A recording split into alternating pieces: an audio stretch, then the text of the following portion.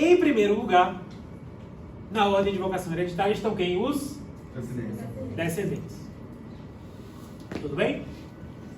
Ou seja, se um sujeito morreu descendentes, e esses descendentes podem e querem receber herança, a gente nem olha para quem está atrás na lista, vírgula, com exceção do cônjuge ou companheiro em alguns casos, a gente vai conversar, mas a gente nem liga para quem é ascendente, quem é colateral, porque se eu tenho descendentes que podem e querem receber herança, eles são a primeira classe, quem vai receber serão eles. Fácil até aí, né? Coloquei aqui, nunca é demais lembrar que nossa Constituição impõe e nosso Código Civil reproduz a igualdade de tratamento entre os descendentes.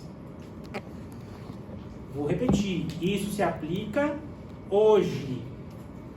Isso não é tão óbvio assim, porque já houve, durante a maior parte, inclusive, da história do direito brasileiro, situações em que os filhos eram tratados de forma desigual, principalmente a depender da sua origem. Se era adotivo, se não era. Se era legítimo, se era incestuoso, se era uterino. Tudo bem? Hoje, isso se aplica, igualdade plena, nem sempre foi o caso. Nem sempre foi o caso. E repito algo que já falei hoje. A lei que rege a sucessão é que lei da abertura da sucessão. Então, se vocês estiverem lidando com o inventário aberto, antes, por exemplo, de 77, com a lei do divórcio que igualou o direito sucessório dos descendentes, vocês vão estar lidando com um inventário no qual a herança será distribuída de forma desigual. Tudo bem? Então, cuidado com isso. Mas hoje, morrendo alguém, você já sabe que os seus descendentes herdam de forma igual. Tudo bem? Como eu mencionei, há a possibilidade do direito de representação. A gente vai estudar melhor o direito de representação na aula da semana que vem. Mas essa lógica de que, se o sujeito morreu deixando um filho pré-falecido, e esse filho tinha seus próprios filhos, que são netos do decujus que a gente está falando agora, esses netos vão representar o filho pré-falecido naquela sucessão. Tudo bem até aí? E por fim, não há troncalidade. O que é que significa dizer que não há troncalidade? A lógica que Ivanária pensou, que é intuitiva e que se aplicou até o Código de 16, mas que desde a entrada em vigência do Código de 16 no Brasil não se aplica mais, que é a ideia de que se o sujeito teve dois filhos, esses dois filhos são pré-falecidos e há netos, essa herança será dividida em troncos correspondentes a cada um dos filhos. Seria a lógica no exemplo que a gente deu de Mateus, que teve Maiara e Maraísa. Não, Mateus teve... vou desenhar de novo. Eu estou confuso. Como era Jorge, né? Marília, perdão. Marília, que teve Jorge e Mateus. Mateus teve quem? Simone e Simária. E Jorge teve Wesley. Se Jorge morre em 17, Mateus morre em 19 e Marília em 21, a lógica da troncalidade seria o quê? Eu vou dividir essa herança em dois filhos, um tronco para cada filho que há, e portanto Wesley receberia a metade de Jorge, Simone e Simária dividiriam a metade de Mateus. Isso não se aplica mais. Há muito tempo, há mais de 100 anos no direito brasileiro, isso não se aplica mais. Hoje, o que é a regra do direito brasileiro? Se os netos são os parentes mais próximos do morto, eles vão receber por direito próprio. Vão receber por direito próprio, e, portanto, essa herança vai ser dividida de que forma? Um terço para cada um. Conseguiram visualizar isso? Tem uma dúvida? Não precisa voltar a mão. Tudo bem. Fácil até aí, né? A sorte de todo mundo é o sujeito, preferencialmente, morrer deixando herdeiro único. Não tem nada tão bom na vida quanto ser herdeiro único. Então vamos ver aqui. Gustavo teve dois filhos, Henrique e Juliano, frutos do seu casamento com Marília. De um relacionamento extraconjugal, ele teve uma filha, Maiara. Marília morreu em 2010. Coloquei Marília morreu em 2010 só para a gente não se preocupar com a divisão de herança com o cônjuge. Ou seja, Gustavo morreu viúvo, tá? Gustavo morreu em 2022 deixando R$1.200.000. Como é que esse patrimônio vai ser dividido? Um terço para cada um. Mas Maiara é filha extraconjugal. É filha extraconjugal. Não importa. Não importa. Por quê? Igualdade de direitos. Parece óbvio, mas repito, a depender do inventário que você pegar, de quando ele foi aberto, de quando a sucessão a que ele se refere foi aberta, a resposta talvez não seja essa. Tá? Chororó é pai de Sandy e Júnior. Sandy tem 2 filhos, João Paulo e Daniel. Sandy morreu em abril de 19. Chororó morreu em outubro de 19. Como é que vai ser partilhada essa herança? A metade de Sandy, João Paulo e Daniel. Como é que vai ser partilhada essa herança? Entre Júnior e João Paulo e Daniel. Perfeito. Júnior vai receber a que título e quanto? Direito próprio. Isso. E os outros dois por representação e quanto? Cada um 25. Perfeito. Pessoal, vocês abram as atividades de reflexão, tem lá, eu pergunto de vocês. Recebem a que título, né? Direito próprio, transmissão, representação, quanto cada um, sucessão legítima ou testamentária, enfim, isso é preciso que vocês identifiquem, porque identificando isso, vocês identificam quanto cada um vai receber. Tá? Se vocês não identificarem o modo pelo qual a pessoa está sucedendo, vocês muito dificilmente vão conseguir resolver o quanto que essa pessoa vai receber naquela herança. Tá? Leonardo teve 2 filhas, Simone e Simária. Simone teve 2 filhos, Jorge e Mateus. Simária teve uma filha, Maraísa. Simone morreu em 13, Simária morreu em 17, Leonardo morreu em 20. Como é que vai ser partilhada essa herança de Leonardo? Quem são os netos? Jorge, Mateus e Maraísa. Vão receber a que título? Direito próprio. Estão representando alguém aí? Não. Por quê? Só faz sentido falar em direito de representação quando há herdeiros de graus distintos dividindo herança. Aqui eu tenho herdeiros de graus distintos dividindo herança? Todos são do mesmo grau. Portanto, eles recebem por direito próprio. Perfeito. Vocês são muito inteligentes. Estou muito feliz com vocês. Tudo bem? E agora que o filho chora e a mãe não vê? Que é a sua pergunta, Stephanie? Gostei do adesivo do seu computador. Obrigada. Então, mencionei para vocês, asterisco lá que eu voltaria a falar. Possibilidade de o cônjuge ou companheiro, que são qual classe dos herdeiros? Possibilidade de eles dividirem a herança com descendentes, que são qual classe? Ou seja, aqui eu tenho uma exceção à regra do princípio de preferência de classes.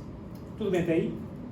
Eu não vou entrar nas razões históricas pelas quais o código prevê isso, o código de 16 não previa essa concorrência, porque a gente não tem tempo. É um componente de 30 horas, infelizmente, para o meu desprazer, porque senão a gente trabalharia muito mais.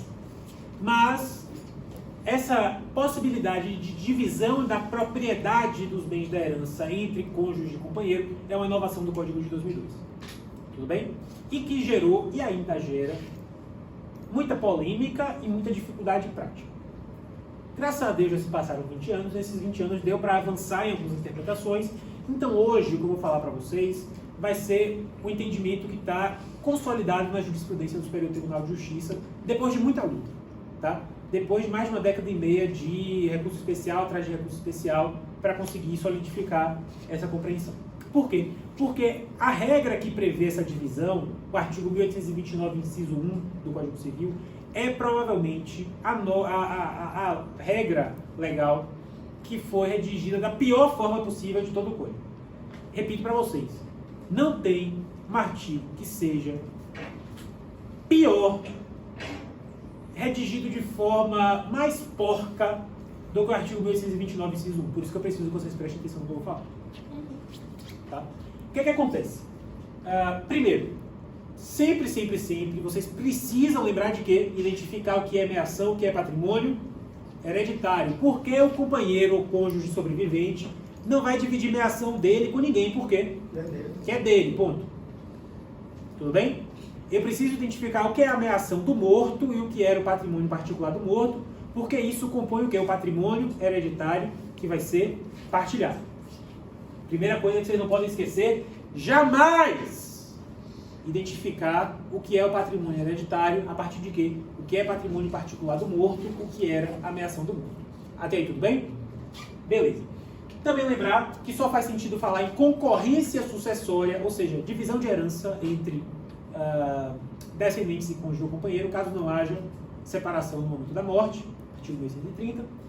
E pronto. Para eu saber, o sujeito morreu casado ou em união estável e deixou filhos ou descendentes, de modo geral.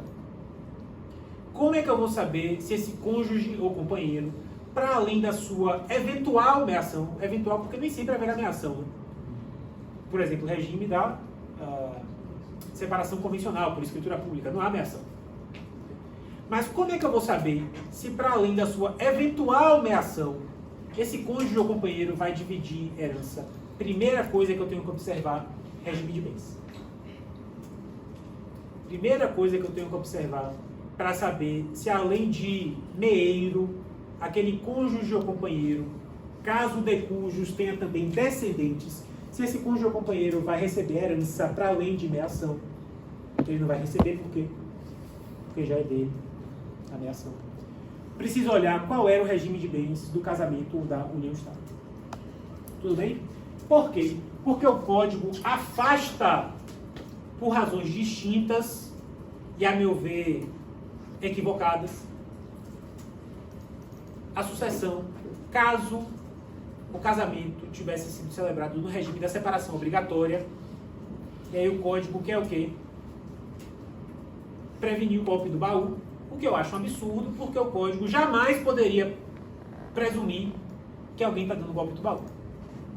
Se é golpe, se é fraude, que seja provado. Tá? Mas é a regra que está no código, a gente discute isso depois. Código, porque vocês lembram que, não digo a principal, mas talvez a mais frequente hipótese de regime da separação obrigatória é da pessoa que casa com mais de 70 anos. Né? Então o que o código pensa? Não, o sujeito casou com mais de 70 anos, deixou filhos, vou proteger esses coitadinhos desses filhos contra a golpista que está casando com o idoso. Eu detesto esse tipo de presunção feita pelo legislador. Tá? Mas enfim. No mais, também no regime da comunhão universal não há partilha de herança, porque o código pensa o quê? Que se é comunhão universal, comunicam-se o quê? Todos os bens. Então, na meação, o viúvo ou companheiro sobrevivente que era casado no regime da comunhão universal já tem patrimônio suficiente para assegurar a sua manutenção, sua dignidade, sua sobrevivência. Tudo bem até aí? O código se esquece, nessa parte aqui, que mesmo na comunhão universal existem o quê? Bens particulares. Como, por exemplo, um recebido por doação com cláusula de incomunicabilidade. Aí você encontra algumas decisões que falam, tudo bem, sobre o que é patrimônio comum não há divisão de herança, sobre esse bem particular haveria partilha de herança. Tá? Mas, de toda forma, vamos ver aqui quais são os regimes de bens nos quais há partilha de herança entre o cônjuge ou companheiro sobrevivente e os descendentes do morto.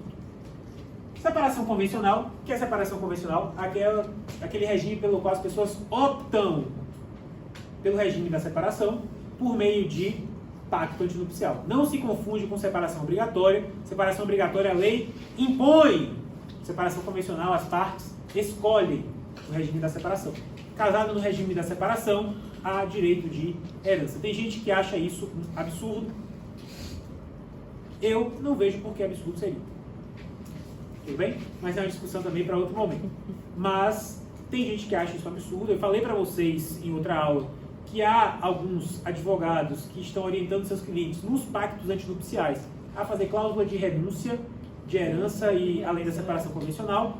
Não entendo como eles imaginam que isso vai ser reconhecido como válido se há proibição de renúncia antecipada de herança. Né? De toda forma, é um dos temas que está pegando fogo na discussão do direito das sucessões atual. também regime da participação final dos aquestos, mais conhecido como aquele regime pelo qual nenhum brasileiro se casa. Talvez estejamos aqui diante da regra que tenha menos incidência prática no direito civil brasileiro. Talvez. Talvez as fundações criadas por testamento tenham menos incidência prática ainda. Mas aí é uma discussão que a gente tem em outro momento. Também no regime atípico. O que é um regime atípico? Vamos lá, vocês pegaram o direito de família, você passou com 10 em família. Não foi com 10? Foi. Então. É aquele meio que as partes históricas, tipo, as judiciárias meio que inventa o próprio regime. Perfeito, porque a lei traz exemplos de regimes de bens, mas também permite o quê? Que as partes criem o próprio regime. Né? Escolham regras próprias que não são típicas de nenhum dos regimes que nós mencionamos. Comunhão universal, comunhão parcial, separação convencional, etc. As partes criam as regras que são mais convenientes para as seus interesses. E aí que entra a situação que mais gerou polêmica em matéria sucessória desde a entrada do Código em vigência do Código de 2002. Porque o Código, no artigo 1829, inciso 1, fala assim: não vão receber herança os regimes da comunhão universal nem da separação obrigatória, vírgula, nem no regime da comunhão parcial, se o decujus não deixou bens particulares.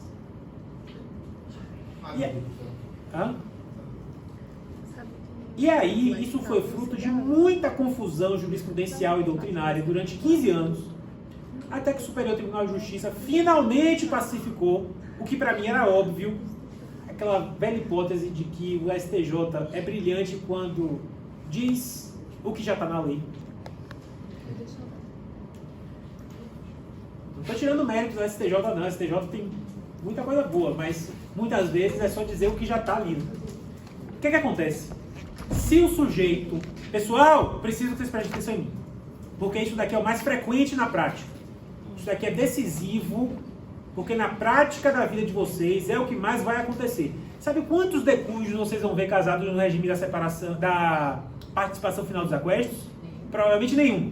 Isso daqui vocês devem ver, talvez, todo dia da prática de vocês. Tá? Pessoa que morre casada ou em união estável, com descendentes e com patrimônio comum, sobre o qual haverá meação, e com patrimônio particular. Tudo bem? Então essa daqui é o que vocês precisam saber de cabeça. O que é que acontece nessa hipótese? Comunhão parcial, você tem que identificar de forma bem clara do patrimônio hereditário o que é meação, que compete ao morto, e o que é patrimônio particular do morto. Por quê? Porque os descendentes vão dividir sozinhos a meação do morto. Não haverá direito sucessório do cônjuge sobrevivente sobre o que era a meação. Por quê? Porque ele já tem a meação dele em relação àquele patrimônio. E em relação ao patrimônio particular, em relação aos bens particulares, aí sim, o cônjuge sobrevivente vai dividir a herança com os descendentes. E aí, na vida de vocês, no inventário que vocês estiverem fazendo, na atividade de reflexão que vocês estiverem fazendo, na prova que vocês estiverem fazendo, vocês vão precisar identificar isso. A gente pega o exemplo da atividade da aula passada, que a gente não tinha essa base para eles fazerem, mas que diz que o cara renunciou qualquer direito que ele tivesse em relação à herança dela. Eu fiz isso de propósito para entrar nessa discussão da que é exatamente o que a gente está vendo agora, que não tinha antes. Perfeito. Então, a divisão de herança no regime da comunhão parcial entre o cônjuge sobrevivente, o companheiro sobrevivente e os descendentes, mas essa divisão apenas em relação aos bens particulares. Aquela meação do morto que integra o seu patrimônio hereditário somente será dividida entre os seus descendentes. Descendentes. Herdeiros todos são. Entre os seus descendentes, aquilo que era meação. Tudo bem? E aí, para fazer essa conta, é uma maravilha. Ainda mais nervoso na hora da prova. Matheus, pode falar. Eu vi quando o STJ decidiu sobre isso, principal era ver se o regime comunhão parcial se tornaria mais, entre aspas, vantajoso do que o regime de comunhão universal de bens, porque também poderia, além da ameação, herdar os bens particulares e existiam hipóteses que comunhão parcial não herdaria os bens particulares, etc. Mas no final o relator falou que não existe regime mais vantajoso, menos vantajoso, somente regimes. O que é que acontece? Existe na doutrina o péssimo hábito, e na legislação se refletiu, de dizer exatamente isso, de que tal regime é mais vantajoso, tal... É impossível dizer isso em abstrato. Eu preciso sempre olhar o quê? No caso concreto, o que é patrimônio particular, o que é patrimônio comum. É impossível eu dizer que um tratamento é mais vantajoso do que o outro sem identificar o quê? O que é que compõe cada um desses elementos patrimoniais. Tá? De toda forma, em qualquer hipótese, tá? E eu vou repetir isso também quando eu estiver falando dos ascendentes, e eu vou repetir isso também quando eu estiver falando só do cônjuge ou companheiro. Em qualquer hipótese, o cônjuge, e na lei fala só do cônjuge, mas nossa jurisprudência, o STJ já consolidou também que isso se aplica também em favor do companheiro, tem o chamado direito real de habitação sobre o imóvel residencial do casal, vírgula, desde que fosse o único dessa natureza a inventariar. Então, se há no inventário apenas um imóvel residencial, o cônjuge ou companheiro sobrevivente tem, repito, independentemente do regime de bens, ou seja, até mesmo na separação obrigatória, direito real de habitação em relação ao imóvel residencial em que morava com o falecido. O que significa dizer, na prática, que aquela pessoa, aquele viúva, aquele companheiro sobrevivente tem o direito de morar no imóvel residencial, ainda que não herde esse imóvel residencial.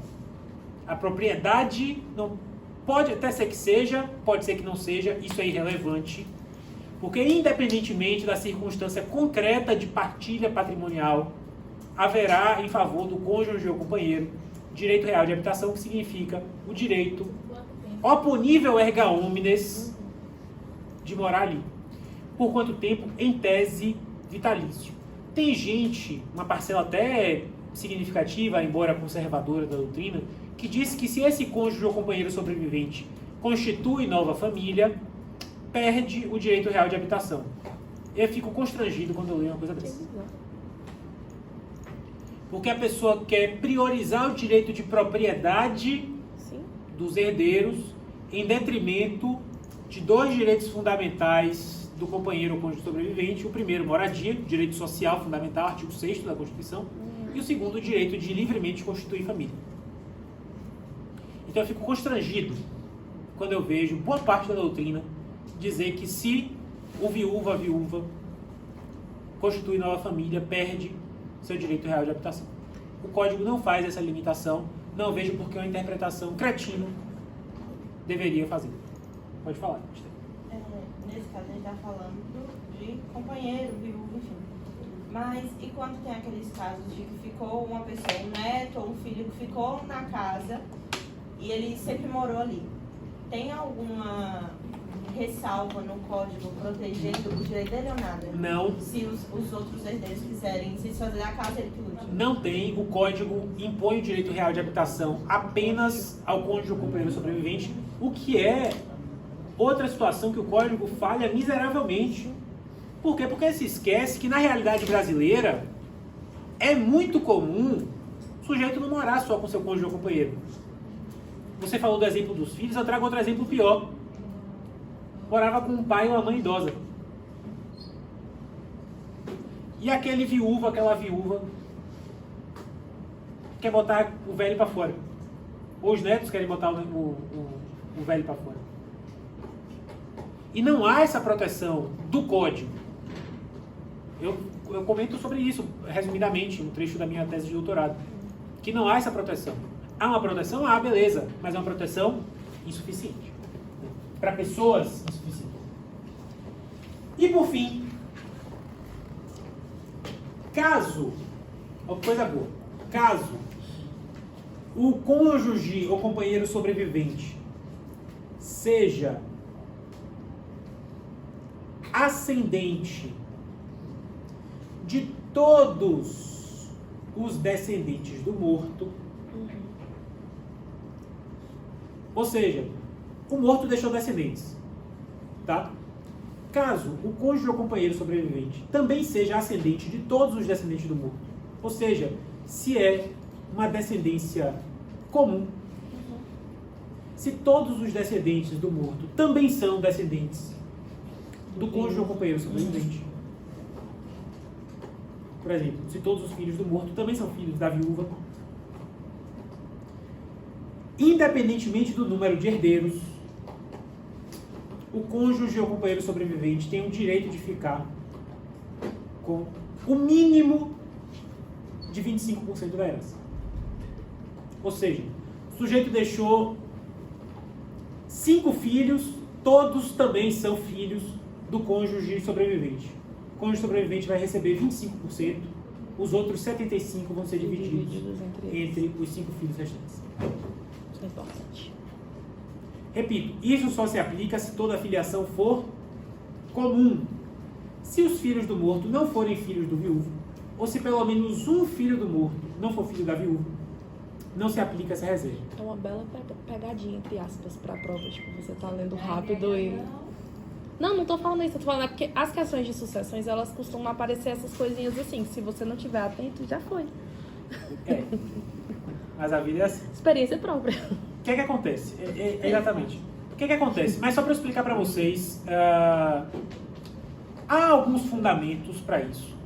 Mas eu vou trazer como principal a ideia de que o código pensou assim: olha, se todos os filhos daquela pessoa morta também são filhos do viúvo, da viúva, não tem problema eu deixar essa reserva de pelo menos 25% e os outros receberem eventualmente um quinhão menor do que 25%.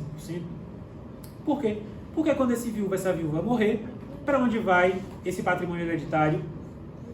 Para esses descendentes. Só que o código esqueceu o quê?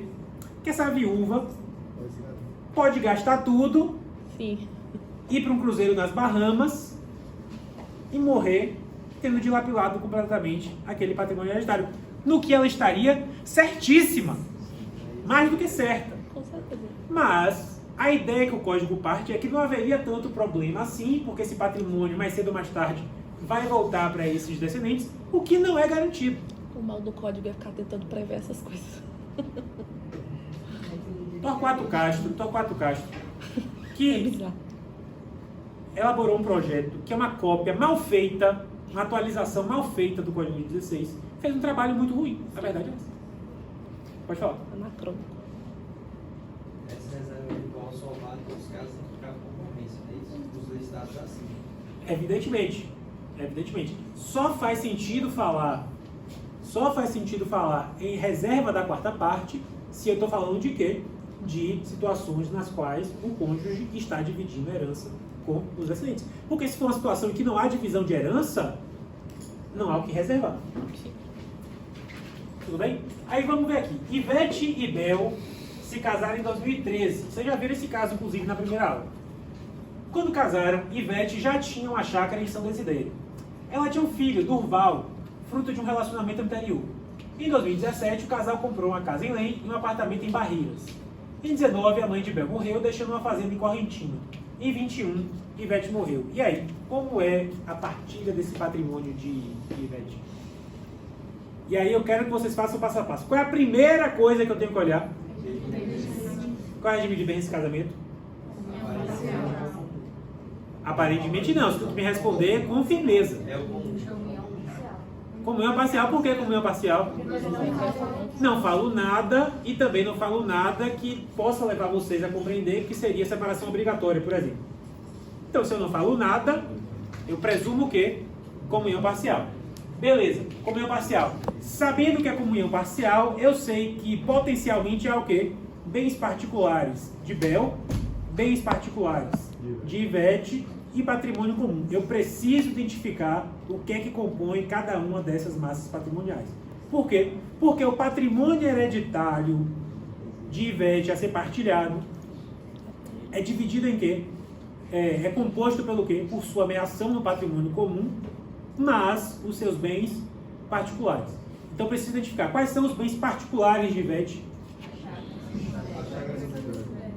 quais são os bens particulares de Bel, mas ele recebeu na constância do casamento. Toda aula eu falo isso. Se alguém errar isso na prova, em 2023.2 está pegando sucessor de novo. 23.2? É porque ele não vai dar aula para 23 quando com sucessões. Sucessões não. Olha a responsabilidade. Sem pressão. Tudo bem? E o que é patrimônio comum? A casa. Consequentemente, o que é patrimônio hereditário de Ivete? O que é patrimônio hereditário de Ivete? A metade da casa mãe, a metade do casamento matriz e a chácara e a distância desidério. Seria o histórico. A meação dela no patrimônio comum, mas A chácara e a essa questão de metade da casa e metade do apartamento, não necessariamente. No sentido de que é possível, na hora da partilha, fazer outro tipo de composição, né? Desde que corresponda a 50% do patrimônio comum. Tudo bem? Mas estou dizendo que na hora de partilhar pode ser que seja feito outro tipo de composição, né? Que seja mais conveniente para as partes, por exemplo. Mas a ideia está certa. A ideia está certa, mas na prática pode ser que seja um pouco distinto. Perfeito. E aí, como é que essa herança de Ivete vai ser partilhada? A meação do Val e o bem particular dividido entre o Val e o marido, Bel. Perfeito. Maiara é casada com Jorge no regime da comunhão parcial. Tiveram 4 filhos: Leandro, Leonardo, Bruno e Marrone. Maiara teve Maraísa de um relacionamento anterior.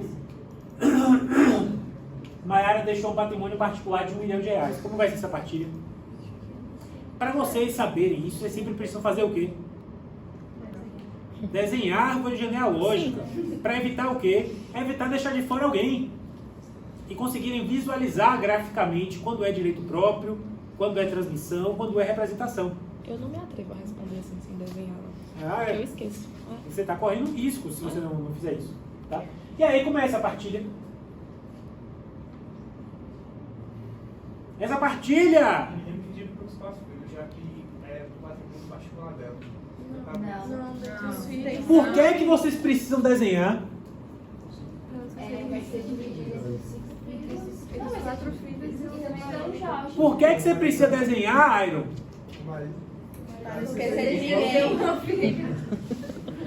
Porque ela teve 4 filhos dentro do casamento, mas ela teve outra filha.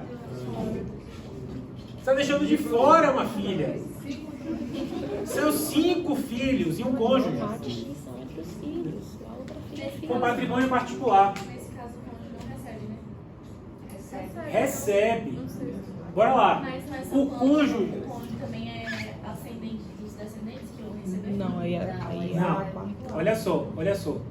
O cônjuge recebe. Qual é o pulo do gato aqui? Se todos os filhos fossem comuns, aí seria 25. o cônjuge sobrevivente teria direito a receber 25% e os outros 75% divididos entre os demais. Não é o caso. Só que como não é o caso, por que não é o caso? Tem uma filha que se chama de prole exclusiva. É só dela. Tem uma filha que é exclusiva da falecida. Portanto, não se aplica a reserva de 25% e essa herança vai ser partilhada por igual, já que é só composta de patrimônio particular, né? E, portanto, comunhão parcial, o cônjuge sobrevivente herda, o patrimônio particular deixado pelo morto. Essa herança vai ser dividida entre quem? Entre os 5 filhos e o cônjuge sobrevivente. De que forma? 1/6 para cada um. Sem direito à reserva de 25% em favor do cônjuge. Se Jorge comprovasse que Maraísa fosse filha social afetiva dele, ele teria direito aos 25%? Que ideia maravilhosa! É verdade, é verdade.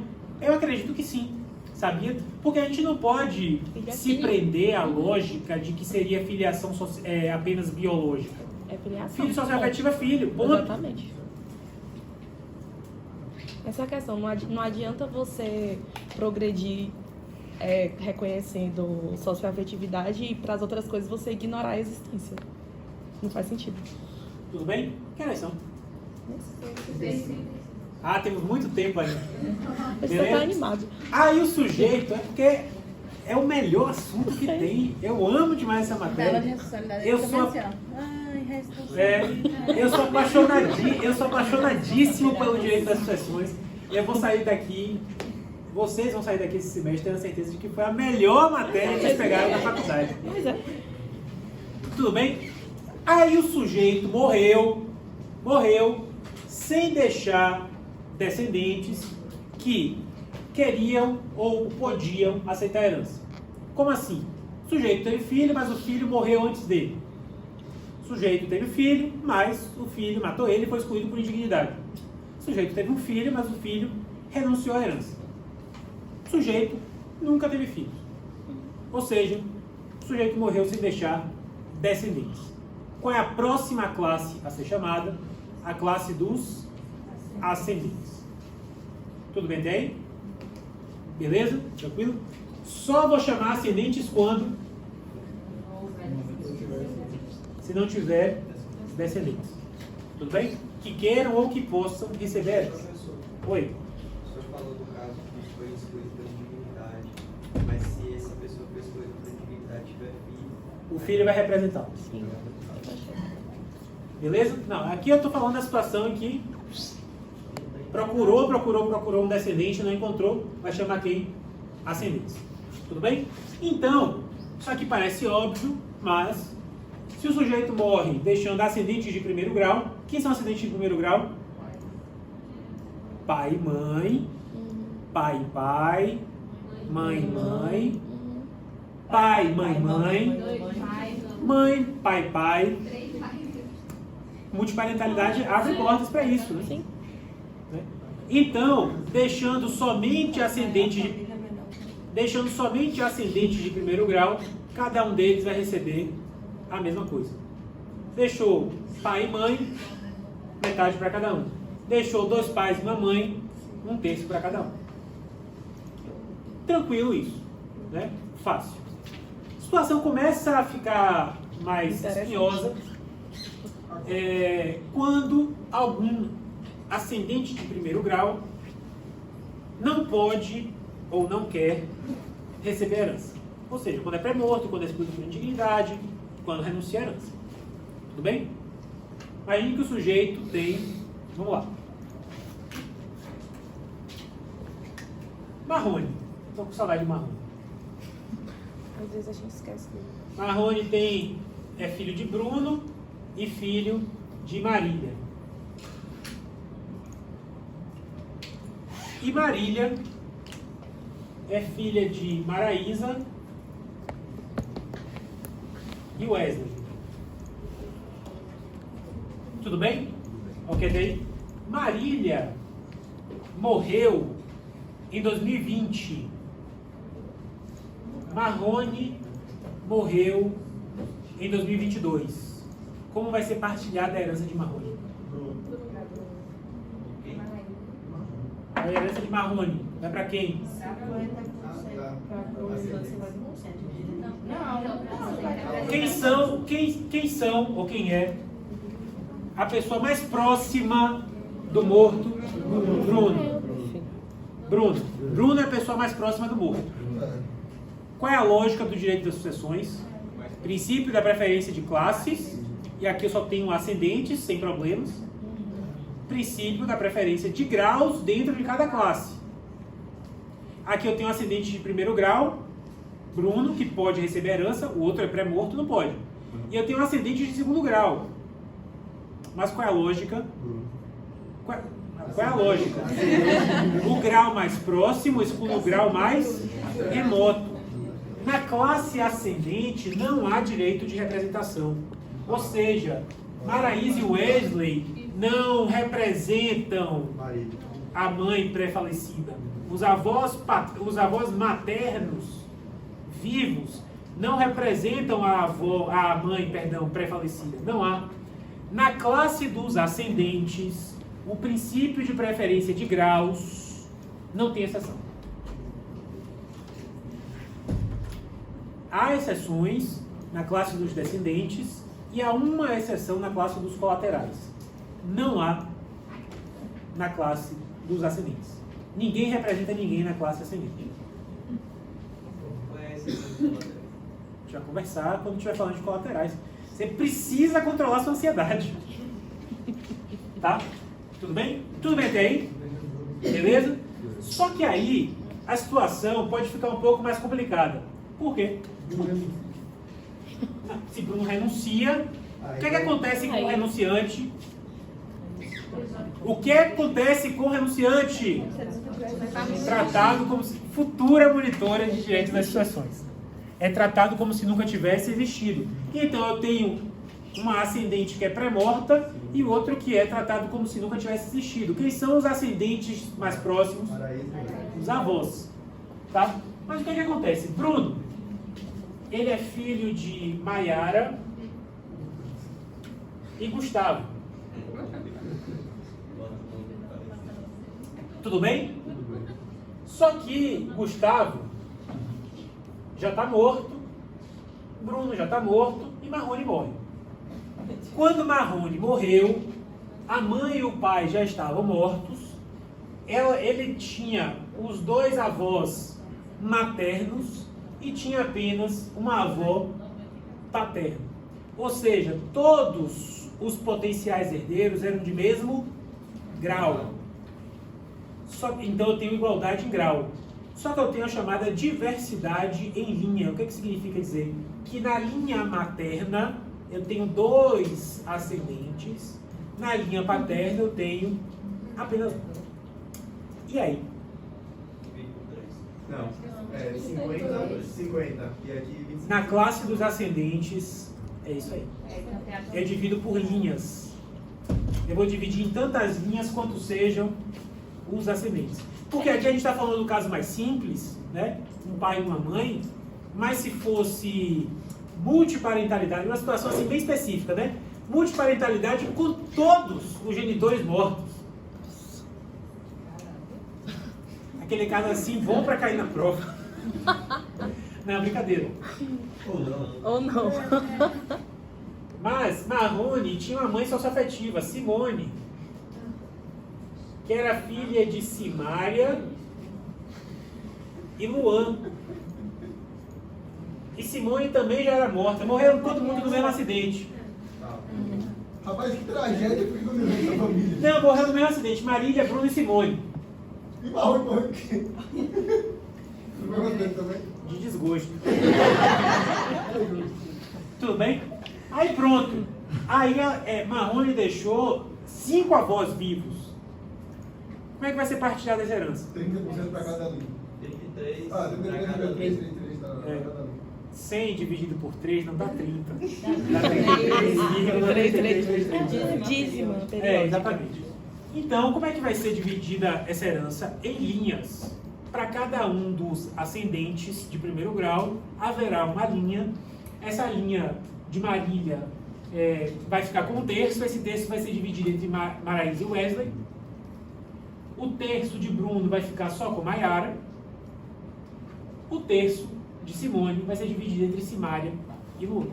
Então aqui nós temos uma situação em que familiares de mesmo grau, mesma classe e mesmo grau, recebem valores distintos. Por quê? Porque a lei determina que essa herança na classe ascendente, ao contrário do que ocorre na classe descendente, seja dividida por linhas. É uma opção do código. Eu acho uma opção ruim. Sinceramente, eu acho uma opção ruim. Faria muito mais sentido se fosse dividido de que forma? Por cabeça. Assim como na classe descendente. Mas eu tenho que falar para vocês o que é que está na lei. Então, só para vocês verem, Marrone morreu deixando apenas os genitores vivos. Bruno e Marília, caramba. Eu antecipei aqui essa... deixou os genitores vivos, Bruno e Marília. Marrone deixou 5 milhões de reais. Quanto é que cada um vai receber? Hã? 2,5, né? Metade para cada um. Eu procurei aqui a família Camargo para trazer informações Um negócio precisas. diferente. Informações precisas. Vanessa era filha de Zezé e Zilu. Zezé tinha outros 2 descendentes, Camila e Igor. Zezé era filho de Francisco e Helena. Eu não lembrava o nome da Helena, só do Francisco. Zezé morreu em 2014. Vanessa morreu em 2021 sem descendentes nem cônjuge ou companheiro, deixando R$500 mil. Como vai se partilhar do patrimônio de Vanessa? Preciso fazer o quê para conseguir visualizar isso? Desenhar. Se vocês não desenharem, a chance de errar é significativa.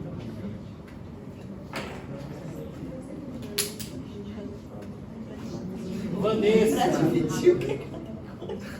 Eu achei uma ideia. Eu fui pegar pra botar só lápis de cor, assim, ó, de cada um. Vanessa era filha de quem? Zezé e Zilu. Zezé tinha outros 2 filhos, Camila e Igor. E Zezé era filho de Francisco e Helena. Zezé já era morto quando Vanessa morreu. Quem é que vai receber a herança de Vanessa?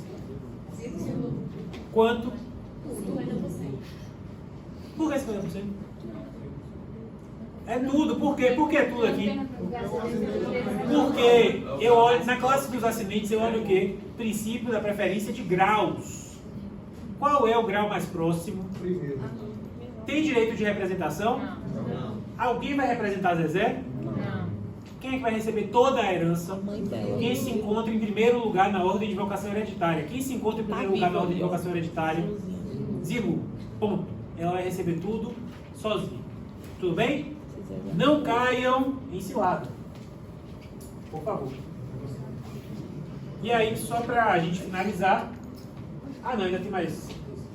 Quando o Chitãozinho morreu, deixando R$300 mil, seus pais já haviam falecido. Seus 2 avós paternos ainda eram vivos, assim como o avô materno.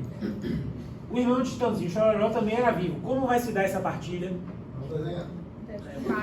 Aprenderam. Chitãozinho era filho de quem? De 2 desconhecidos, né? Que eu não botei o nome, fiquei com preguiça. Aí 2 avós paternos, Leandro e Marília. E avô paterno, não. Materno, Leonardo. E a avó já era morta. E aqui era morto também. Eu tava com preguiça que eu não botei nome. E aí, como é que essa herança vai ser partilhada? Faltou o irmão. Faltou o irmão. Ok, Chororó. Pronto, e aí essa herança, como é que vai ser partilhada? Chororó recebe alguma coisa? Por que não? Colateral, classe mais distante, Qual é a classe mais próxima aqui? Ascendentes, ok. Tem ascendente de primeiro grau? Não. Tem ascendente de segundo grau? Sim. Eu tenho igualdade em grau, mas eu tenho o que aí? Isso. Diversidade em linhas, porque na linha materna eu só tenho um sujeito, na linha paterna eu tenho... Como é que eu vou dividir essa herança? Leonardo vai ficar com quanto? 50. Leandro? Sim. E Marília? Sim. Vocês são experts em sucessões, estão me orgulhando muito. E para a gente finalizar agora sim, concorrência com o cônjuge ou companheiro. Lembra que eu falei para vocês que para eu saber se há... Pessoal! Para eu saber se há ou não, divisão de herança entre cônjuge ou companheiro sobrevivente e descendentes, eu preciso olhar o que para eu saber se há ou não? Regime de bens. Ponto. Quando eu estou falando de divisão de herança entre cônjuge ou companheiro e ascendentes, isso é irrelevante. O cônjuge ou companheiro sempre vai dividir a herança com os ascendentes, independentemente do regime de bens. Comunhão universal, vai partilhar. Separação obrigatória, vai partilhar. Comunhão parcial, mas só deixou patrimônio comum, vai partilhar. Tá? E aí, eu poderia, o horário já está um pouco avançado, mas eu poderia discutir alguns problemas, né? Que, a depender da pessoa, a pessoa, e também do tempo de casamento, o tempo de casamento interfere, a pessoa diz que prefere deixar para os pais do que para o cônjuge, mas se um casamento for muito longo e não tiver filhos, a pessoa muito provavelmente vai dizer que prefere deixar para o cônjuge do que para os próprios pais. E tem a situação de que quando os pais são muito idosos e vão partilhar a herança com o cônjuge, e depois esses pais morrem, e haverá um condomínio entre o cônjuge sobrevivente e, depois da morte dos ascendentes, os irmãos do falecido. Imaginam a situação maravilhosa, né? Faria muito mais sentido que, em segundo lugar, na ordem de vocação hereditária, estivesse o cônjuge do que o ascendente. Código Civil de 2002, livro 5 da parte especial, é muito ruim. É muito ruim. Tudo bem, de toda forma, isso só faz sentido, essa divisão de herança só faz sentido com aquilo que a gente conversou sobre a separação, se não havia separação. Quais são os regimes de bens em que vai haver divisão de herança entre cônjuge e ascendentes? Quais são os regimes de bens? Todos! Todos! Se o morto não deixou descendentes que quisessem ou pudessem receber herança, deixou ascendentes e cônjuge, sempre, independentemente do regime de bens, esse cônjuge ou companheiro sobrevivente vai dividir a herança com os ascendentes. Tudo bem até aí? Maravilha, né? Lembrou disso, Joleno? Perfeito. Ok? E aí, o valor dessa divisão vai depender de quê? De quem são esses ascendentes. Como assim? Porque se o sujeito morreu, situação mais simples. O sujeito morreu deixando ascendentes de primeiro grau apenas, todos vivos, e cônjuge sobrevivente. Depende de quantos são os ascendentes de primeiro grau, né? Na lógica tradicional que havia quando o código foi editado, quando eu falo de o sujeito morreu deixando ascendente de primeiro grau, de fato, deixou pai e mãe e cônjuge sobrevivente. Seria o quê? De fato, 1/3 para cada um. Mais recentemente, o sujeito poderia ter morrido deixado pai e cônjuge, ou mãe e cônjuge, também seria 1/3 para cada um. Mais recentemente ainda, o que é que pode acontecer? O sujeito morre deixando pai, mãe e cônjuge, pai, mãe e companheiro, e por diante. Quando há multiparentalidade, eu vou dividir o quê? Se todos estão vivos, né? Se todos estão vivos, eu vou dividir pelo número de cabeças envolvidas nessa situação. Então, se pai, mãe e cônjuge, quanto é que cada um vai receber? 25% cada um, né? Em vez de 1/3, 1/4. Beleza. Mas aí, beleza. Tem apenas um ascendente de primeiro grau vivo. Quanto é que cada um vai receber? Metade cada um. Aí a coisa vai evoluindo. Não tem ascendente de primeiro grau. Deixou apenas avós e o cônjuge sobrevivente. Como é que vai ser essa partilha? Metade. Metade da herança fica para o cônjuge sobrevivente. A outra metade vai ser partilhada entre os avós. Metade da herança. Não estou falando da meação. A meação é de quem? A meação do cônjuge sobrevivente é de quem? Ele vai dividir essa meação com alguém? Não. Estou falando, metade do patrimônio hereditário vai para o cônjuge sobrevivente, que pode já ter ou não sua meação. Isso vai depender do que? Da situação concreta do regime de bens. Metade do patrimônio hereditário vai para o cônjuge sobrevivente, a outra metade vai ser partilhada entre os ascendentes acima de primeiro grau, né? De segundo grau em diante, se assim houver. Beleza? Então, Saulo e Ivete tiveram uma filha, Cláudia. Cláudia teve 2 filhos com Carlinhos, Daniela e Durval. Cláudia morreu em fevereiro de 19. Durval morreu casado com Bel, sem deixar filhos e deixando um patrimônio particular de R$100 mil. Como serão repartidos os bens de Durval?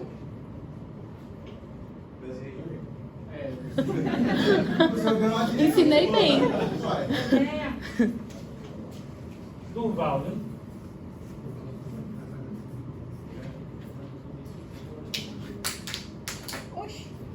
Durval, que tem uma irmã, Daniela. Filho de quem? Carlinhos e Cláudio, não é isso?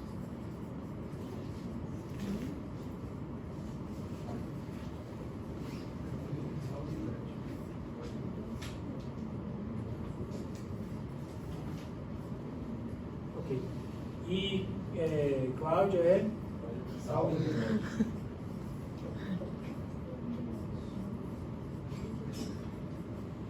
E Durval é casado com... Não achei, Como é? prefiro que use o povo do Axé mesmo, que é diferente. Agora o sertanejo é tudo igual. Beleza, e aí? Como é que vai ser partilhada essa herança de Durval? Quando Durval morreu... Cadê?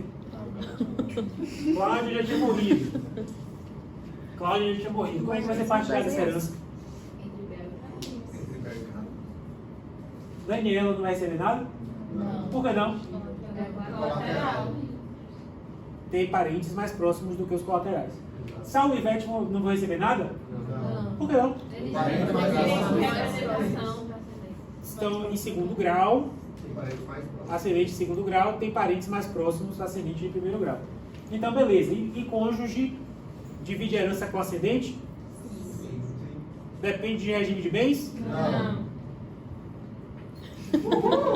Então, quanto é que vai ser essa divisão aqui? 50% pra cada. Perfeito. E aí, sextou! Muito bem. É